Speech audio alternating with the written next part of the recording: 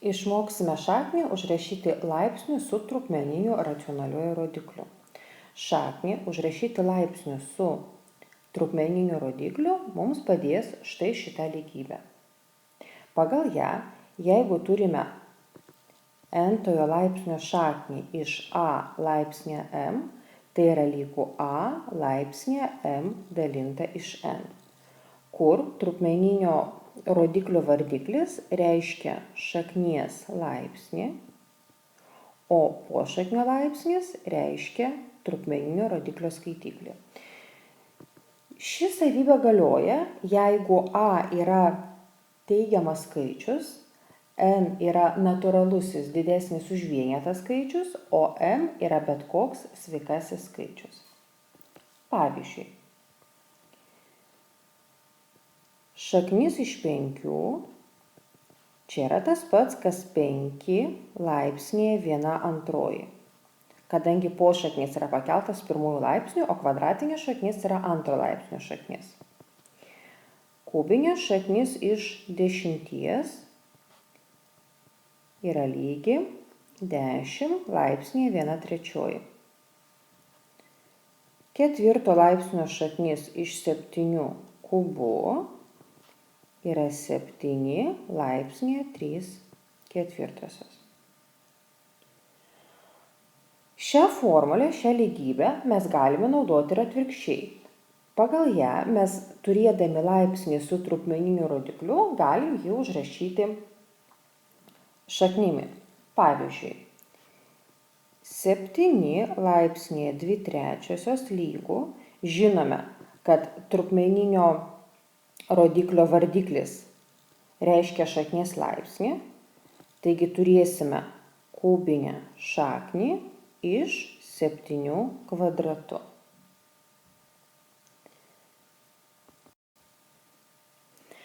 Laipsniams su trupmeniniais rodikliais galioja tos pačios laipsnio savybės, kurios tinka ir natūraliesiems arba sveikiesiems laipsniams. Visos tos pačios savybės, kurios čia yra išvardintos. Išnagrinėkime kelis pavyzdžius. Užrašykime, kam lygus laipsnis, kurio rodiklis yra teigiamoji paprastoji trupmena. 7 laipsnėje 4/5 yra 5 laipsnio šaknis iš 7/4. 2 laipsnėje 1/3 yra kubinė šaknis iš 2. Jeigu rodiklis yra dešimtainė baigtinė trupmena, tai iš pradžių yra labai patogu užrašyti ją paprastąją trupmeną, čia būtų 5/10, suprastinti, gausim 3 laipsnėje 1/2 ir vėl galim naudoti mūsų išnagrinėtą taisyklę, jog turime kvadratinę šaknį iš 3. 4 laipsnėje 1 sveikas 4/10, vėlgi užrašykime mišriuoju skaičiumi iš pradžių, tuomet netaisyklingąją trupmeną, suprastinkim ją, turėsim 4 laipsnėje 7/5, o tai yra tas pats, kas 5 laipsnio šaknis iš 4/7. Jeigu rodiklis yra neigiamas racionalusis skaičius, taisyklė vis vien galioja ta pati. Trupmeninio rodiklio vardiklis reiškia šaknies laipsnį, taigi turime kubinę šaknį iš 2 minus 1. Ir žinodami pagal laipsnio savybes 2 minus 1 yra 1/2. Taigi turim kubinę šaknį iš 1/2. 5 laipsniai minus 4/3 yra kubinė šaknis iš 5 minus 4.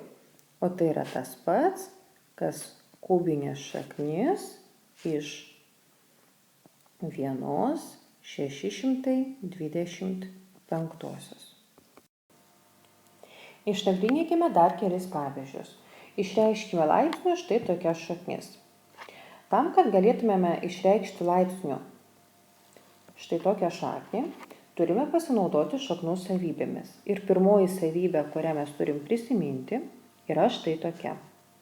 Pagal ją, jeigu n-tojo laipsnio pošaknėje mes turime sandaugą, tai tokią šaknį mes galime užrašyti dviejų atskirų n-tojo laipsnio šaknų sandaugą. Pagal šią savybę devynetas yra mūsų A, o šaknis iš 3 yra mūsų B. Taigi turime 5 laipsnio šaknį iš 9 kart 5 laipsnio šaknis iš kvadratinės šaknies iš 3 lygų. Prisiminkime dar vieną labai svarbią šaknų savybę, pagal kurią, turėdami šaknį šaknyje, šaknų rodiklius mes galim sudauginti. Taigi, šią savybę panaudosime šitam nariui. 5 laipsnio šaknį iš 9 perrašykime kart ir pagal savybę rodiklius dauginam, 5 kart 2 yra 10, turim 10 laipsnio šaknį iš 3. Dabar galime šaknis užrašyti laipsnius su trupmeniniais rodikliais. Ir turime 9 laipsnėje 1/5 kart 3 laipsnėje 1/10. Tam, kad galėtumėme naudoti laipsnių savybes, mūsų laipsniai turėtų turėti arba vienodus pagrindus, arba vienodus rodiklius.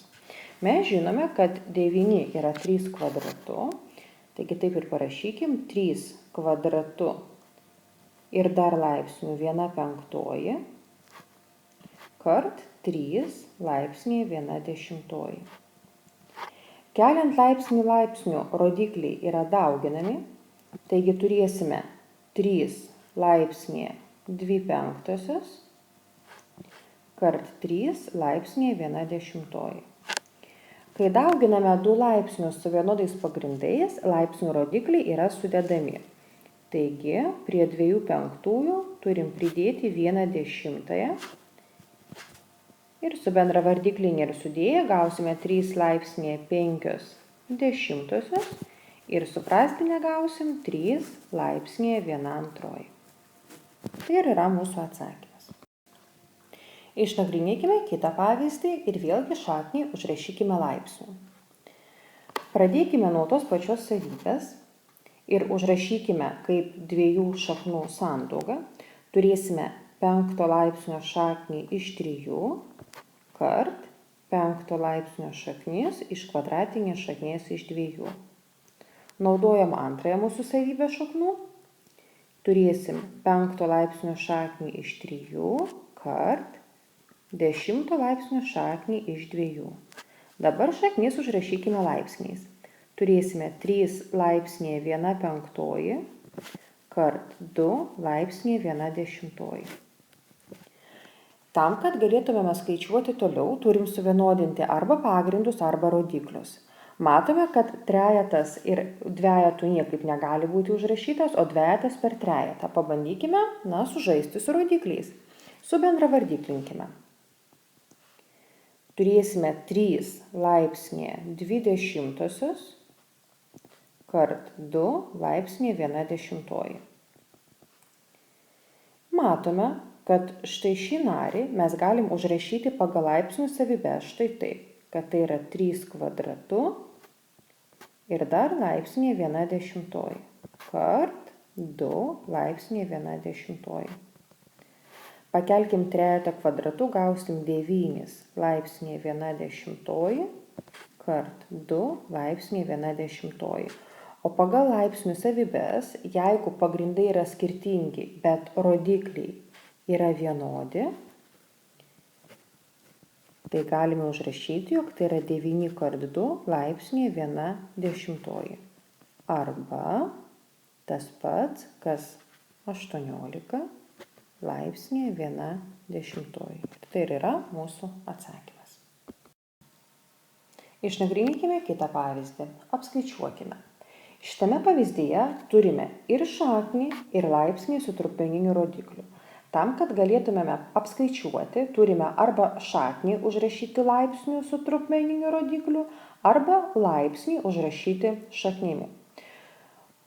Užrašykime šaknį laipsnių. Taigi, turėsime 2 laipsnėje 3/4 kart 2 laipsnėje 1/4. Matome, kad laipsnių pagrindai sutampa, o dauginant laipsnius su vienodais pagrindais rodiklius sudedam